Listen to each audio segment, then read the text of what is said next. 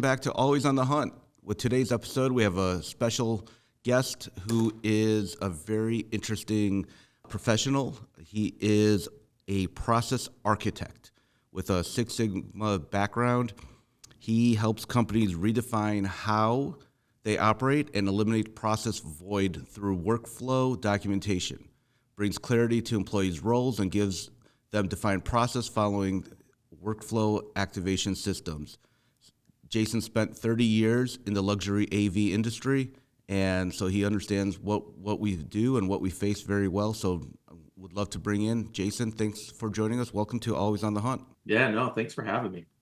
Well, great. Well, look, let's just jump right into it and tell the listeners a little bit more about you and how you got started in becoming, a process architect.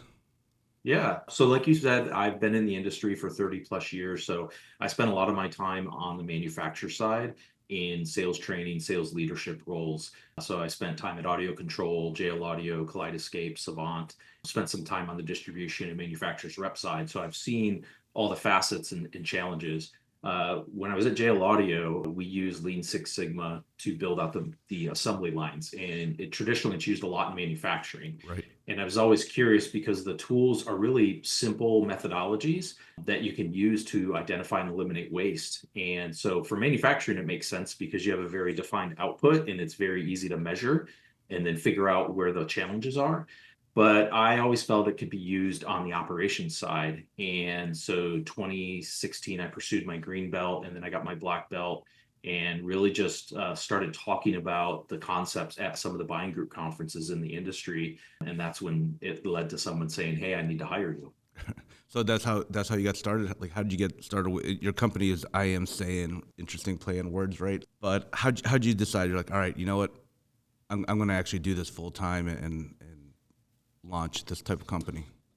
Yeah, so originally I founded the company in 2014, and it was really project-based consulting because I had a lot of time and spent in the industry. Companies would reach out to me and want to hire me to build they would want to hire me to develop a sales and marketing plan or to build a case study. So it was an interesting business, but not scalable. When I spoke at a conference and someone said, I need to hire you, I honestly asked them, like, what are you hiring me for? Because I didn't really have a defined service.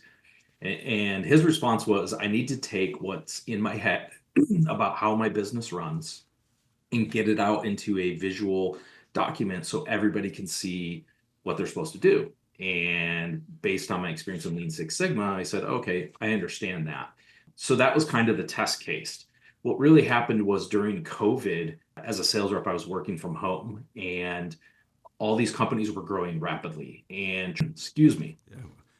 You're totally fine. We're all fighting it. I have my coffee here too, and it's the time. It's that season, right? Yeah. So during COVID, everybody was growing rapidly, and traditionally, I do a lot of work outside the industry. When companies outgrow their processes and systems due to sales growth, Yep. That's when things start to break. And so, with everybody experiencing that during COVID, they remember I was the guy speaking at buying group conferences about process and efficiencies. So I was starting to get a lot of contacts about, hey, what's your service? I need you. And honestly, because of COVID, it was very easy to jump on Zoom calls and do this type of work with people. And so it grew rapidly during COVID. And so I was kind of doing both jobs at the same time. I mean, most people during COVID, if you were in an industry that was growing rapidly, you were working long hours remotely. Right. And it was easy to juggle. But coming out of COVID, the demand still increased. And that's when I decided, I need to make the leap now if I'm going to do it, because I couldn't keep doing both things. Yeah, and that was the interesting thing about COVID is, like, in our industry we have the commercial side and the residential side, and the commercial side struggled, right, because nobody was at work and no need for workplace technology when nobody's there, but the residential side was exploding because everyone's at home and like, wait, we want better entertainment systems, so for that. You mentioned the workflow activation system.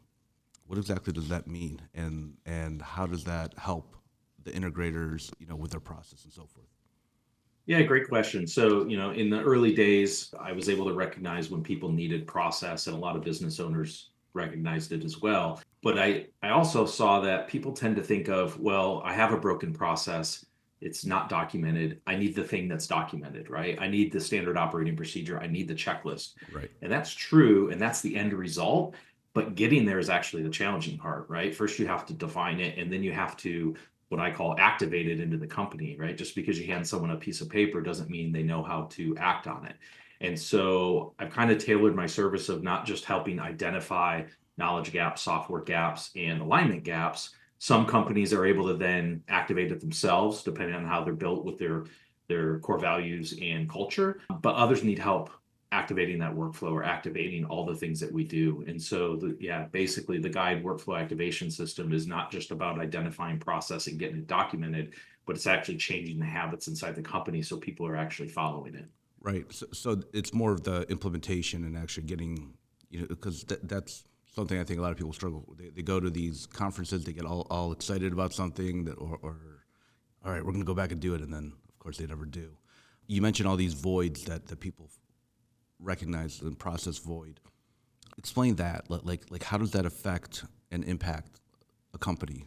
When you have a void in your process. Yeah, so like I said, as companies grow, right, they outpace their processes and systems. And so that creates this process void or these operational gaps. Mm-hmm. That leads to a lot of miscommunication. And a couple of years ago, Grammarly did a study on the cost of miscommunication, and it's $12,506 per year per employee. So if you have 10 employees, which is pretty standard for your average integration firm, it's $125,000 a year. And as a rep and somebody that was on the manufactured side, I used to see that all the time. So if you custom order a motorized lift system and it's ordered wrong because there's not a clear process or it's poorly communicated, you're stuck with that $18,000 lift. And it's usually sitting next to all the shades that were not ordered correctly. Right. And I say that at conferences all the time, and I get the same kind of chuckle because people are like, yeah, you've been in my warehouse, right? Who would have ever thought that measuring shades is the hardest thing that we would do? Yeah, no, I know, but it's common, right? Right. Because there's a lack of clarity on the process. There's a poor communication. I mean, someone the other day I was working with said they get their shade measurements texted to them with a photo. It's like, well, that's just right for errors. Right. Right. Yeah. So that cost is real. And then when you look at the other side of it, is like, okay, you can't eliminate it 100%, right? We're not machines, but how much do you have to sell in order to make that back up? And as integration firms, you're normally, if you understand your net operating profit, you're running at 5 to 10%. So let's just say you're running at 10% net operating profit and you have this void that's cost you $125,000. You have to go sell another $1.25 million to make that up. Yeah, it's crazy. It's a huge. And then the number. question is, can you go sell it? And if you can you run that through your company? And the answer is usually no, you can't. Right, and then if you sell another 1.2 million, then you're probably creating more issues and more problems, right? So Yeah, it compounds them. exactly. So how do companies, I guess, identify that they have process void? Like what I guess what would be the warning signs, or what should jump out at anyone listening and be like, hey, if you're experiencing this is how you know. I mean, from the big picture is if selling 20 to 30% more is going to put a burden on your operations, then there's voids, there's cracks in the foundation, right? You probably can't handle that. If you're not keeping up with your change orders and not keeping up with your invoicing, like all those are starting to show signs. And again, there's an underlying cost to that you usually don't see. And that's why that miscommunication number, I think, is so important, because you can easily look at how many employees you have and get a number and then probably tie that back into where some of those gaps are. Got you. So let's talk about the main elements of your workflow activation system. How do they create that efficiency? Yeah, so great question. Again, most business owners at some point realize they have these voids, right? And they know a few areas that they need to fix, right? But they never have the right strategy. And so let's just say at the end of pre-wiring a job or in final, they realize they keep missing these 5 or 6 things, so they need a checklist. So somebody sits down, develops it, and it goes into a folder somewhere. Maybe it gets integrated into your project management system. And then another thing pops up and you tackle that. But at some point you end up with like all these just random procedures that are not all kind of tied together. and it's hard to bring the team into that. So for me, it starts with strategy, and it starts with defining how you operate from the standpoint of looking at the journey of how the client flows through your company. So having this big picture view of where the project starts, what are the milestones, what departments touch the milestones, where are the handoff points, and then all the different phases. And when you can look at it from that big picture point of view, you can identify where all the knowledge gaps are, where the software gaps are, and where the alignment gaps are. And then from there, create a strategy on what you want to fix first, like where are the biggest pain points costing you the most money. So when you're doing this whole process flow, like, are you talking about like doing the whole workflow from the very beginning all the way through the end, like with all the different if this go this, if this go that? Yeah, correct. And it's important to talk about those, scenarios. And naturally, because we are kind of in a custom business, a lot of business owners tend to think, well, this could go like six different directions, so we Yeah. can't really define that. And really, the goal is to just have a framework that allows you to manage exceptions, not be managed by them. So a lot of those exceptions are just created naturally. So let's just build the guardrails around this so that when those exceptions come up, you can manage them. Otherwise, you're just putting out fires constantly. So we define where some of those key decision points are, when there might be a revision to a proposal. But then, well, how many revisions are there? Well, sometimes we do 8 to 10 revisions. Well, that's a problem. You either need to limit that amount or figure out why you're having to create 8 revisions. And usually it's just those discussions are happening and they never happen. And so, yeah, we're defining process, but we're actually having the discussions that people never have, because usually it's just, well, let's put out the fire and we'll look at that, at another time. Right. And I like that, to manage the exceptions instead of being managed by the exceptions. You mentioned, not keeping up with certain aspects of the business and falling behind and bottlenecks. And, can you provide examples of how, the process visualization can help companies, remove these bottlenecks and help them, define their roles more clearly? Yeah. So, most adults have 4 learning styles: visual learning, auditory learning, learning through listening, reading and writing, and then hands on. And most people think that hands on is the biggest learning style, but it's really visual. So Okay. 60% adults are visual learners, Hmm. and we process images 60,000 times faster than words. So when you have a visual workflow in front of you, even if it's not perfect, you just connect with it and you can see things. I like to say it makes the invisible visible. If you've ever built anything from IKEA or you played with Legos as a kid, right? All those Right. instructions are visual, they're universal. So when you can see it in front of you, it's just easy to identify where the gaps are. And the process of talking about it. When I ask somebody, tell me how your proposal process works today, usually the response is, well, here's what we're doing today, but, and that but Yeah. is now they're start to gonna uncover the things that they know are a challenge. Right. Right. That's, I remember with my integration firm, we tried this once, years ago, and we ended up like printing out a workflow that literally wrapped around the room, and it was helpful. It was helpful, but obviously we wish we had services like yours back then. Could potentially could still be doing that then. And Six Sigma, obviously, like you said, it's a big thing in manufacturing, and it helps, process and so forth like that. But when you think about using your Six Sigma background in sales process, installation process, all the different processes that, and I'm assuming you guys get into all of that, right? Sales, billing, service, install, purchasing, every aspect of the operation. Yep, correct. Yeah, and starting with that big picture strategy allows you to see all the other areas individually, as opposed to just like randomly thinking about, we have this invoicing thing, we have this thing. Now you can see how they're all interconnected. But yeah, addressing all the areas of the operations. So, if the listeners hearing you and saying, "Man, I got all these issues and I'm running into this stuff," how do they, I know that you do some workshops, or you call them cohorts. Like, can you tell us about that? Yeah. So again, I started off just speaking at conferences, which then led me into the one-on-one consulting. And to date, one-on-one, I've probably worked with 80 integrators around the globe, from as little as 3 employees to as many as 100. And what I recognize is they all have the same challenges. They're just at different levels, right? But they all face those same challenges because every time you go up in revenue, you break systems and processes and you got to recalibrate. And a lot of the processes I'm capturing are pretty similar, right? And so I saw that there was a gap between if you listen to me speak at a conference and hiring me direct, right? Some people aren't ready for one-on-one coaching. There could be a budget issue. There's a numerous amount of things. And so in the past, I've been a part of these cohort workshops for various skills that I've been trying to learn. And so that's what I created. I took the tools and the templates that I use with one-on-one coaching and made them a little bit more generic where almost any integration firm can use them. And honestly, it's about getting them a place to start because it's overwhelming when you see things breaking inside the business that you just don't know where to start. And that was really the goal with the cohort workshop. That's great. And before we jump into that a little bit, I want to jump on two things. One, I think is one of the biggest challenges that I think a lot of the integrators, especially because they're small, is that the owners spend so much time working in the business that they forget to work on the business, which, it's not just cliche, it's something that you really got to do. But you mentioned as you increase revenue, your process breaks. Why is that? Like, what happens?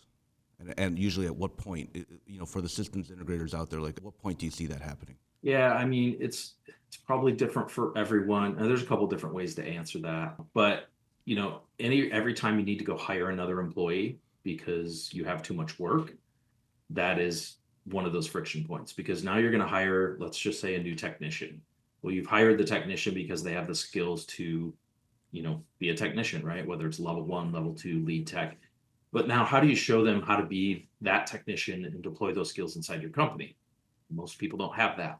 And so what happens is 6 months goes down the road and you're like, hey, this is great. You're helping us, complete all the additional work. But I notice you're doing a couple of these things. That's not how we do it here. Right. Well, there was a void there. I wasn't sure. So I just went back to my old process, right? So hiring more employees usually breaks what you have because you just haven't, documented it as a way to explain it to them. From a revenue perspective, what I see a lot is a lot of business owners, they start out small. Most of them are able to push up to $1 million in annual revenue just through sheer friction of selling more and hiring a couple of people.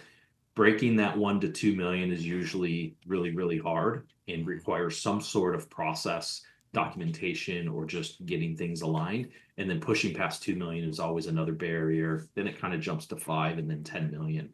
Yeah. So from revenue thresholds, that's where you really see things start to break. Yeah, and I agree with you on both. The funny part is as you're mentioning, like the training and teaching people how to do things, and you're like, wait, 6 months later, that's not how we do things. Because usually the training is, all right, you're going to ride along with another employee who's probably not fully trained either, right? Right. And then they learn bad habits from that person, and it just compounds. But yeah, my personal experiences, I think when we broke 1 million, definitely had to change the company. When we broke 2, 3, and so forth, it really took every time to like, wait, we just got to, because you can't get away with just verbal communication anymore, right? You have to be organized and Correct. Right. So and you mentioned, the checklist and the standard operating procedures, right? I think that was one of the things that we did quite a bit, was creating checklists, and trying to create processes as best as we could.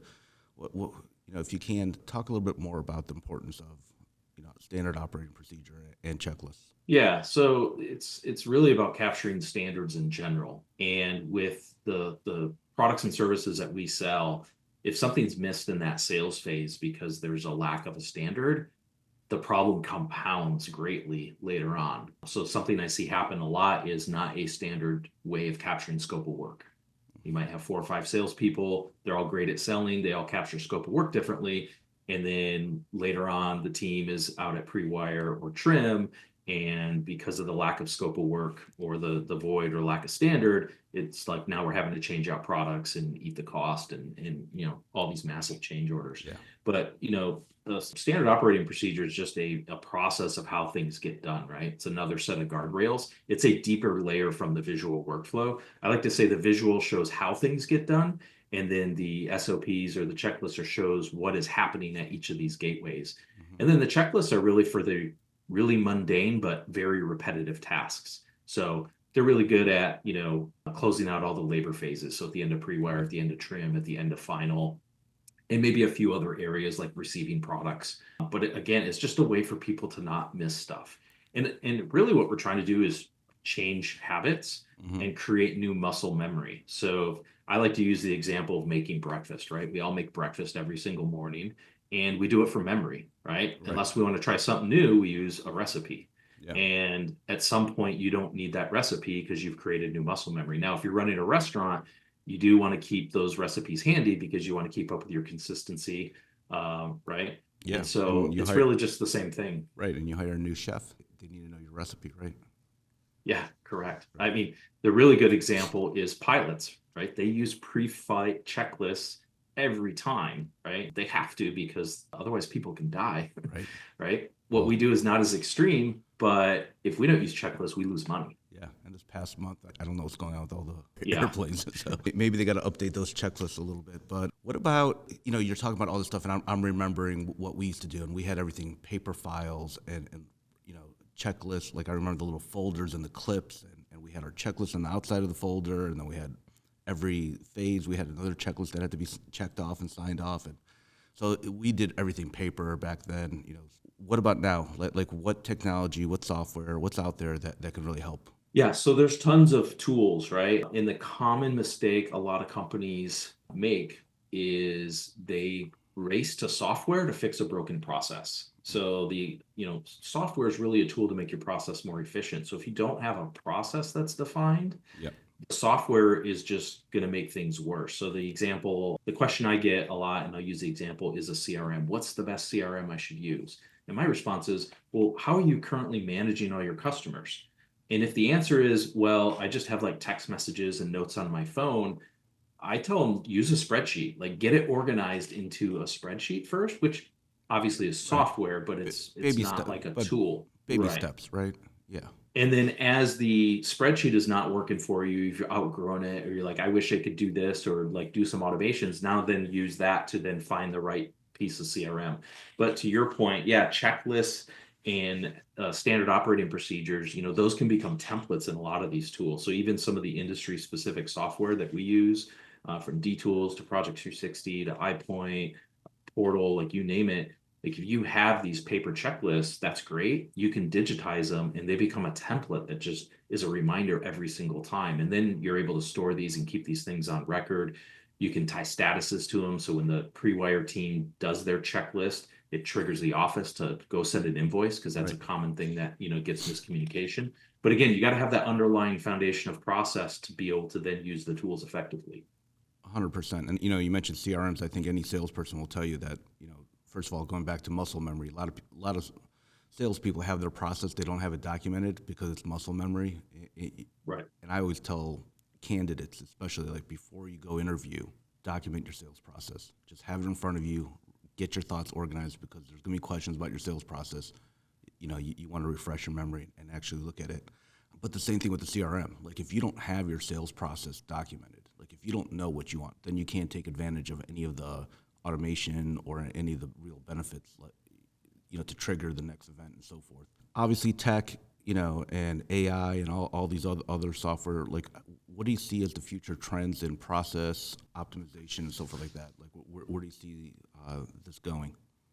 Yeah, I mean, AI for sure. I'm by far not an expert, but I'm super curious. And so I use it all the time. But I was at a conference a few weeks ago, and this was probably one of the coolest uses of AI I saw for salespeople, which was they were able to take two proposals, one from their company and one from a competitor's company, and have AI disseminate the differences between the two while the person was in the car driving to the meeting. So, like, imagine you didn't have time to review this, Right. which you should, but things Right. happen. Sure. But letting AI tell you the differences and give you the high level overview through natural speech recognition, and it was super simple to use. Like this doesn't require hours of learning. It's just you need to be curious and try it out. So there's a lot of cool things with that, and just using it to streamline communication. Like I've had responses from potential clients that I was not sure how to respond because I wanted to get them to give me an answer on when they wanted to commit, but I didn't want to come across as forceful. And so taking those responses and running them through ChatGPT to give you some ideas, and it gives you some really creative ways to get your message across, and not where someone really knows you're using ChatGPT. Like Right. you can't just take the answer and copy paste, Right. but just using it as like thought leadership is really interesting. So I'm pretty excited for where that technology is going. Great. So, again, listener is all excited, wants to get started. How do they get started? Yeah, I mean, my website's the best way. So iamsayen.com. It gives you an overview of my services and the guide workflow activation system. And Spell that out because it's a little bit harder than. yeah, so the letter I, letter A, letter M, letter S, letter A, letter Y, letter E, letter N, .com. So IAMSAYEN.com. There you go. So there's a really good overview. There's some videos, there's some testimonials of companies I've worked with. And then there's a link for a calendar to just book an intro call, learn more, see if there's a good fit. And I like to learn some of the challenges that people are facing. Before you get started with a client, is there a level of buy-in that you're expecting from the ownership and the leadership team? Yeah, 100%. I guess I get asked a lot like what the perfect client is, and people think it's an industry or a size. And to me, it's just someone who has a bias towards action. Sometimes my clients are waiting for us to finish in 6 months and have everything perfected. And while that's great, like you just have to have a bias towards action. From day one, we're going to uncover challenges, and there's things you can do right away to like shift the way you're working. And so really just having someone who's ready to roll up their sleeves. There's lots of owners that are willing to pay coaches to like help them, but they themselves don't want to change. And that's not someone I want to work with because I like seeing the results. So that's Right. kind of the best way I would summarize is someone who's really has a bias towards action and is looking to change. Now, of course, I'm not speaking from personal experience at all, but I do know that there's some times where the owner's like, all right, these are the rules for thee and not for me, Correct. right? How do you overcome that? I try to determine that before I sign a contract because that's probably not someone I want to work with. I've had people on a discovery call say, "How are you going to get my team to change?" And I said, "Well, it's got to start with you. Like, if you're not willing to Right change, on. like, if I ask them what the biggest problem is, are they going to tell me it's you?" So I like to tell people, like, process is great. Process is very black and white. It's the rules. The gray area that comes from culture and core values, Yeah. right? That's what allows them to make a good decision when there is those exceptions to the process. And so if there is not a good foundation of core values and culture, all the process work in the world's probably not going to fix your problem. 100%. And that's the hard part with an entrepreneur because this is, their company, their vision, their baby. And I experienced it myself personally. It's really hard to realize that all the bottlenecks, all the challenges, the biggest problem with the company is usually you, right? Right? Yeah. You're the problem. Like you got to get out of the way and you got to let the company kind of outgrow your limitations. As this is a podcast about, talent and hiring, I kind of want to talk a little bit about what you do and apply it towards the hiring process specifically, and, kind of focus in a little bit about that. It's something I see as a recruiter a lot. A lot of my clients have issues and trouble with with their hiring process. Where do you see these voids? Yeah. So initially, whenever I talk with a new client, they're all clamoring to hire more talent right now because the industry's still growing. And usually, if I ask them, what position do you need to hire for? Oh, I need technicians or I need a project manager. And when we go through our process developing their client journey, the process map has swim lanes, which you could think of as departments. Mm-hmm. Most companies aren't big enough to have those defined departments. So you can also think of them as functions because a project has to get sold. Somebody's got to engineer it. Somebody's got a project management. That could be one person doing all of that, right? So when you have that foundational map, now you can start to align your existing team members and where their responsibilities lie. And I have a couple of worksheets and exercises I do. And typically, when we do that, we can see where those voids and gaps, voids and overlaps are. And so, almost most of the time, they'll think they need a technician or a project manager because they have this backlog of work. But when we see where all the missed tasks are, it might be on the admin side, right? Or it might Right. be on the Sure. sales side. So a lot of time, what I'm able to help them identify is probably who they need to hire for next. And then later on, usually I can help with defining an onboarding process because that's the next thing they don't have, Right. right? It's like you said earlier. They come in, they meet the team, and they have to learn through osmosis and job shadowing. And Right. there's no like 30, 60, 90-day onboarding with some sort of plan. Right. Well, even before onboarding, I would say that the whole process of interviewing Oh, it's such a challenge because everyone's so busy, right? And I don't have time. It's like you don't have time to help yourself, right? So yeah. um, You throw a job description up on LinkedIn or Indeed and you get 200 applicants and then now you're overwhelmed because how do you filter? How do you set up pre-interviews? How do you do all the vetting? right. That's a whole nother challenge. If only there was a company that offered that service to take care of all of it. But Yeah, right? That would right, be great. yeah. But what about setting up that process, setting up the whole way? Because what I see a lot of is very inconsistent hiring process where we'll set up an interview and then people get busy. They don't have the standard questions, scorecards, anything. Like it's all based off gut, and scheduling is a start stop. Did you get into this with your clients as well? Do you guys like break down this process? I don't get into that much. I know there's some people out there that do, Yeah. but yeah, I focus more on identifying where the gaps are to hire and possibly an onboarding process, but I haven't gotten much involved in the early side of things, but it's definitely needed because they're just reacting to, I need to fill this position. Yeah. Let's throw something up on Indeed or LinkedIn. And then at that point, they're just figuring it out as they go, which is Right. which is bad because bringing some, and you know this, bringing a new person on, it's not just the cost of their salary. Like the cost of bringing them on and training them and having Yeah. them for 6 months is actually more expensive if it doesn't work out. Yeah. A cost of bad hires 3 times their salary. So Yeah. it is really. I think it's something that's obviously biased from being a recruiter, but I think it's something that's really important for owners to really think about. It is first of all, you mentioned LinkedIn, Indeed, great companies, great services, but I always view job boards as kind of reactive. You post and then you pray, right? Versus like what we do, we're way more proactive. Like we figure out like where clients are going to need to hire and start pipelining, for the future and so forth. But anyway, so you mentioned onboarding and the whole 30, 60, 90-day plan with onboarding. What's usually involved in that? Like what do you recommend, or like high level overview of what an onboarding plan should look like? Yeah, so I mean it's going to vary by role, but I think first having a framework of 30, 60, 90 is a place to start, which most people don't have.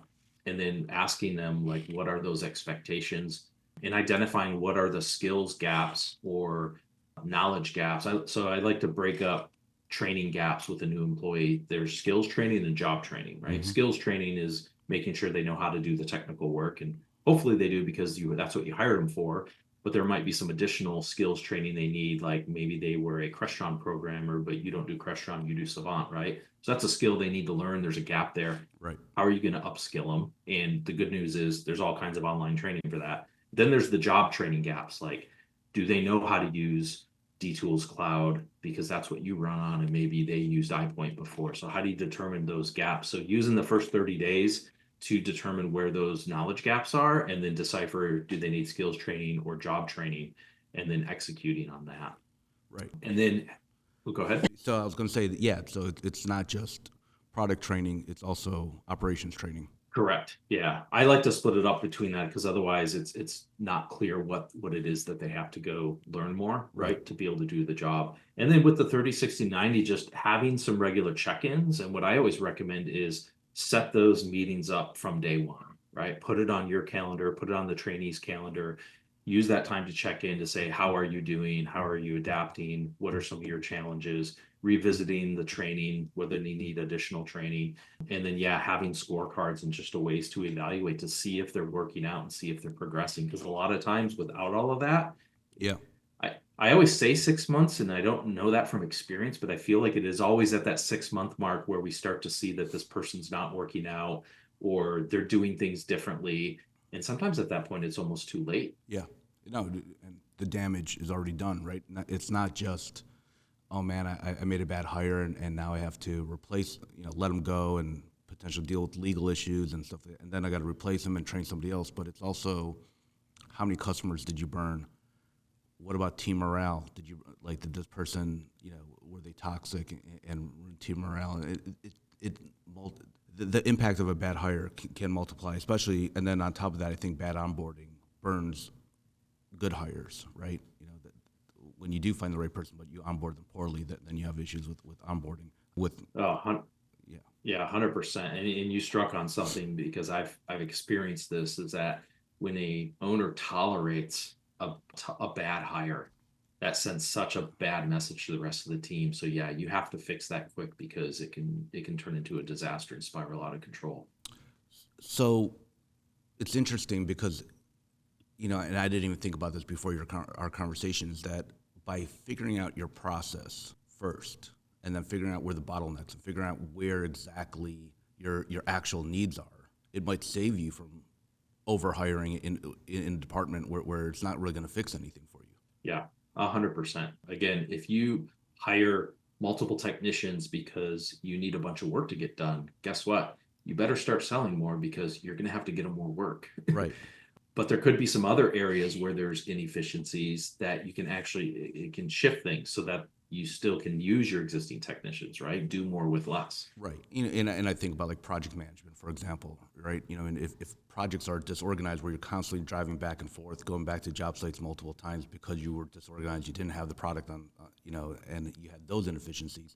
Now you feel like you need more technicians when really all you need is more organization. Correct. Very interesting. All right. So, we kind of talked about all of, using scorecards, getting your operation organized and hiring for your actual needs, and first identifying your hiring needs. I think, like I said, to me that's been like probably the most eye-opening thing that hit me was people really need to understand where their actual needs are. When you think of hiring in general and process improvement, where do you think people or where do you think companies can really make the biggest improvements in that process? I think it's the two areas we kind of talked about, which is having a defined process for how you hire, Right. having a scorecard, like having a way to vet them out, identify where their gaps are. And it's people tend to think process has to be this like Encyclopedia Britannica, rigid black and white document, right? It's just, you have to have something, right? Even if it's a one-page document with a couple of different things. But then on the flip side, have some sort of onboarding process, even if it's like, day one, I'm going to do these things, introduce them to the team, take them to job sites. In 30 days, I want to cover these goals, like start somewhere and then see where the gaps are and then recalibrate and keep recalibrating. But I think a way of hiring, that process is broken and not well defined. And then an onboarding process that just like, at the very least, if you can identify their gaps in terms of skills gaps and knowledge gaps on how to do their job, solving that void is going to make that new hire much more successful. What about career, like taking new hires and road mapping a career for them and saying, hey, here's 30, 60, 90, but here's 1 year, 3 year, 5 year. Do you see that being realistic or? Yeah, I see larger companies like integrators that are in the $10 million range that are looking to grow, maybe expand in new markets. They're starting to think that way so they can keep their talent in-house and transition people from a tech to a lead tech to a project manager to maybe a location manager. And they're starting to map that stuff out. And some of the smaller integrators are starting to do so as well, not as they're trying to grow in that direction, but expand into new categories. So, Yeah. Someone that's transitioning from a project manager into somebody that focuses on electrical light fixtures because they're expanding, into those categories. But yeah, that whole career development path, I think, is another kind of untapped area that I'm seeing more people focus on that than some of the other areas we spoke about, which is Yeah. great. But definitely important as well because that's a way to retain the talent that we have. That's what I talk to my clients all the time about. It's not just about recruiting; it's about retaining, right? We spend all this effort on finding good talent. You don't want to have to do this every year. So, Correct. well, good. Yeah, and there's some talent that likes to just stay where they're at, but then there's people that want to have a career path. I mean, I've certainly left jobs because I felt like I topped out and there was nothing else to learn. Yeah. And so you got to learn how to recognize that as well. I tell my clients all the time. Most hiring managers think that employees leave because of money, that they were offered more money to go somewhere else, and most of the times it's not money. It's recognition, appreciation, but also career path. Just saying like, hey, I have new challenges. I want to grow. I want to be able to expand and so forth. That nobody wants to feel stuck, right? So Yeah, I actually had a client once that told me a big part of their annual review is with each employee, he asked them the question, what do you need to stay here another year? And it nice. could be money, it could be more vacation time, it could be expanding the healthcare. Like there's numerous things. And so to your point, like finding out what it is they need, it's not always money. And sometimes the thing they need doesn't actually cost you as much either, Right. right? Less than a raise, but they just want a couple extra days off. Yeah, And so I always thought that was pretty interesting approach. it is. I like that question a lot. And then, first having reviews, good idea, right? Yeah, Right. got to start there. Yeah. Well, good. Jason, look, I really appreciate all the time. Anything else you want to cover, or you think we got it all? I think we've covered everything. There's a lot to unpack and digest there for people. I guess the last thing I'll say is, if you've picked up on something here, and I say this when I go speak at a lot of buying group conferences, is like, don't try to boil the ocean, right? It's easy for us to look at our business and go, oh my God, there's all these things I got to fix. And by the way, I mean, I've worked with multi-million-dollar global companies that face the same challenge.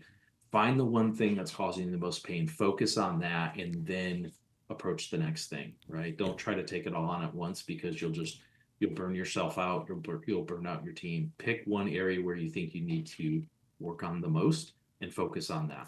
Well, I'll go a little bit further. I think that people in general, when they know that they have a problem, they'll invest into hiring more people. They'll throw more people at the problem, or they'll buy, like you said, they'll buy software, this and that.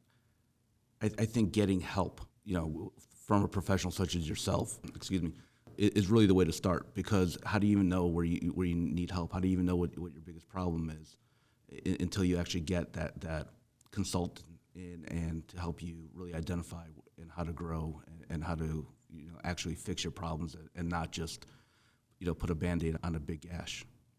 Yeah, no, 100%. I mean, I've used coaches and consultants for myself because I've reached an area where I know I've hit my limit. Right. I need to bring someone else to just and not just to tell you what to do or the right way to do it, but just help you unpack things and look at things and identify blind spots. That's really what it's all about. Right. One of my favorite examples is like, NFL teams have quarterback coaches.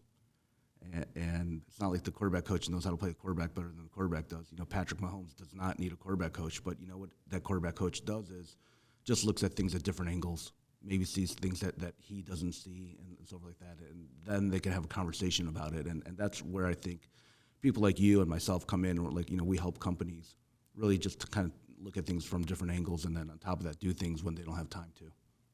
Yeah, and sometimes the what they think is the biggest challenge, like there's pretty easy fixes. You just got to look at it from that different perspective. 100%. All right. Well, to the listeners, Jason, thanks again for joining us, and to the listeners, if you're still here, thank you so much for listening. And please click like, subscribe. 5-star reviews would be really appreciated. And hopefully you'll join us again next week. And in the meantime, have a great week and good luck with all your hunts. Thank you. Thanks, Jason.